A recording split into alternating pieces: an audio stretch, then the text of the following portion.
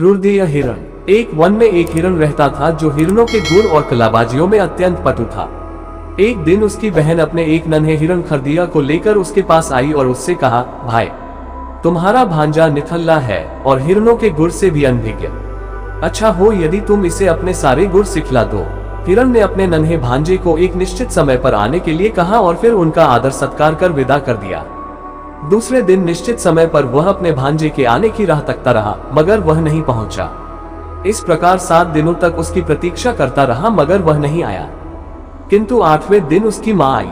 वह रो बिलख रही थी और अपने भाई को ही बुरा भला कहती हुई यह सुना रही थी कि उसने अपने भतीजे को कोई भी गुण नहीं सिखाया था, जिससे वह शिकारियों के जाल में फंसा था।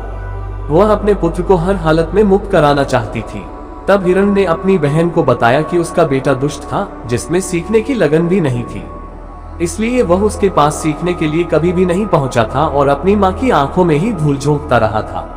वह अब अपने कर्मों के अनुरूप ही दंड का भागी था, क्योंकि जिस जाल में वह फंसा था वहां से उसे निकाल पाना असंभव था। दूसरे दिन शिकारियों ने रुर्दीय को पकड़ एक पैनी छुरी से उसका वध कर दिया और उसकी खाल और मांस अलग अलग कर शहर में बेचने चले गए।